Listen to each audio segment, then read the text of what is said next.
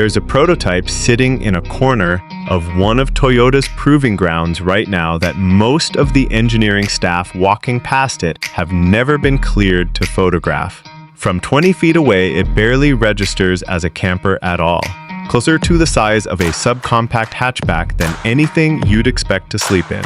Get closer though, and the story changes fast. People who've climbed inside describe it the same way, almost word for word.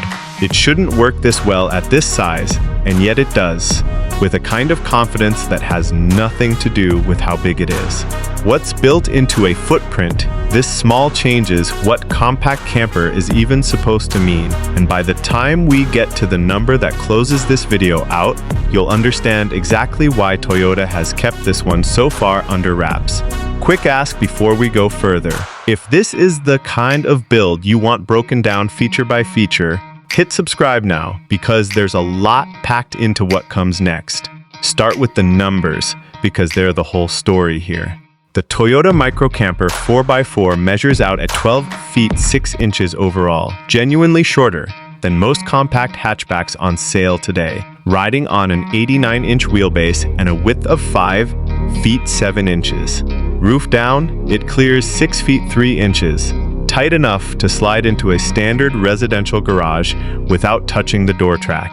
Pop the roof, and the telescoping frame pushes interior headroom to 7 feet 9 inches, using a double-wall composite panel rather than canvas, which trims wind noise at highway speed but adds roughly 40 pounds over a soft-sided equivalent.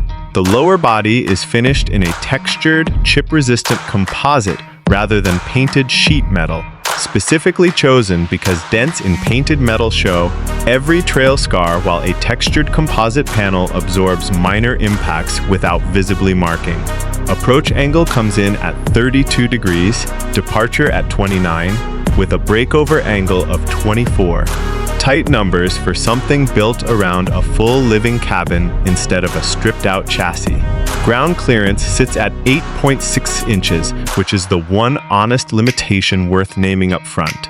For a build this focused on tight trails and rutted forest roads, that figure is a step behind what a purpose-built crawler chassis would offer. It's a size trade-off, not an engineering miss, but it's real. 15-inch wheels wrapped in 215/75 all-terrain tires sit under, finished in a low-gloss sage green that internal design documents apparently list under the codename Ridge Moss, though Toyota hasn't confirmed that naming publicly. Rock rails run beneath both doors, bonded and bolted rather than bolted alone, and a two-piece rear bumper houses a hidden receiver along with a pair of recovery points rated, according to people who've reviewed early documentation, at 6,000 pounds each.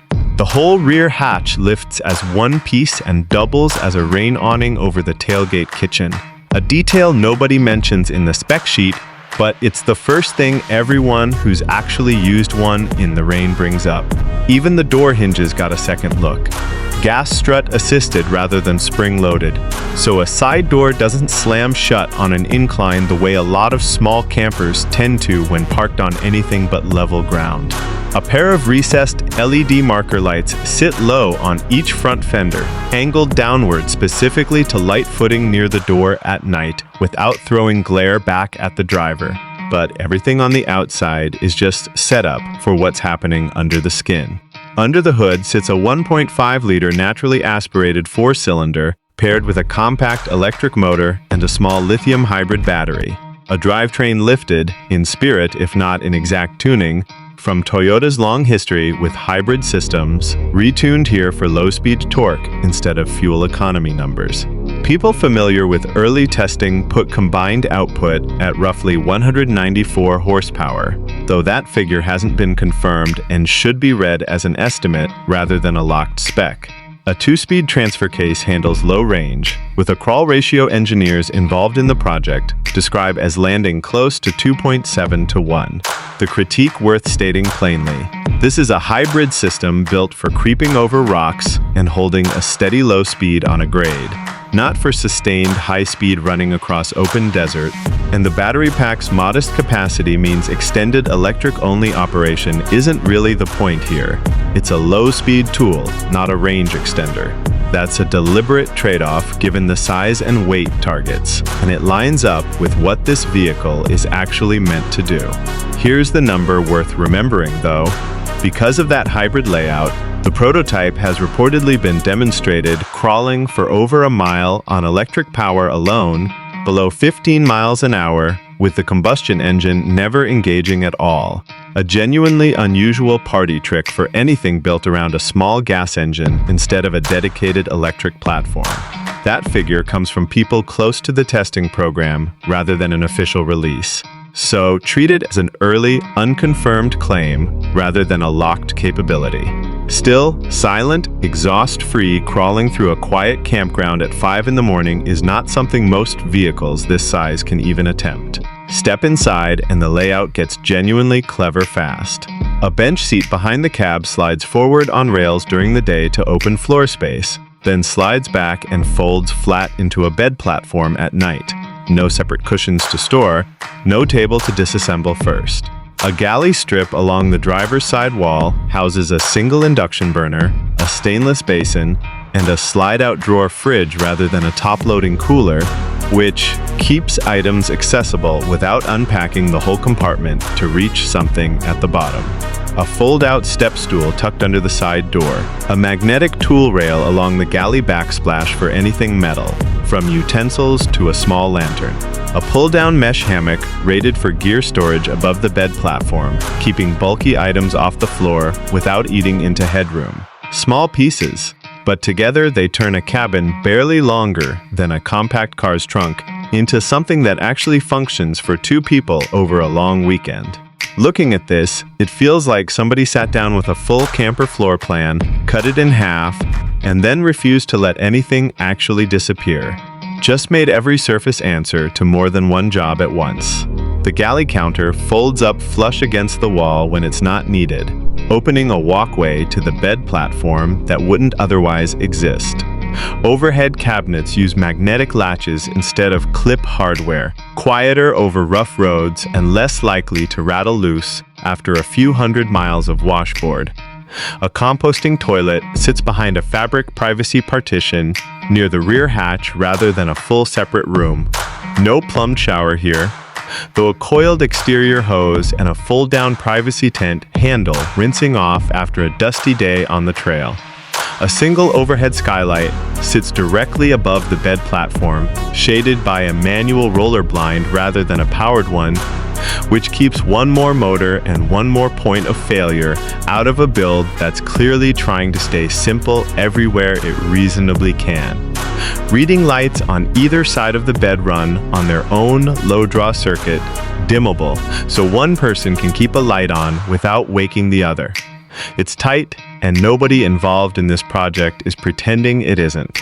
But for 2 people who mainly want a dry, private place to sleep and a place to cook that isn't the tailgate, the trade-offs here are honest ones rather than corners quietly cut.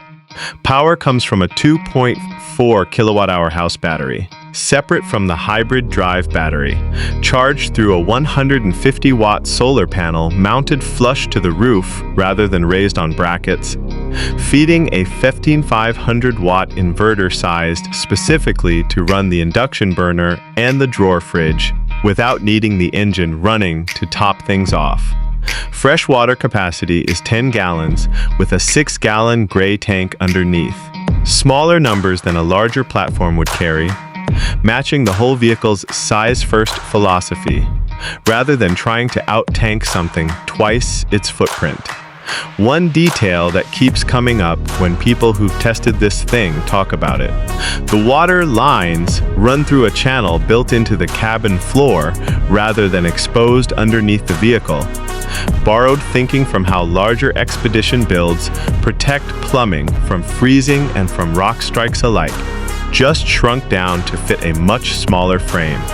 It's the kind of decision that doesn't show up in a brochure photo, but matters enormously the first time you're parked somewhere cold.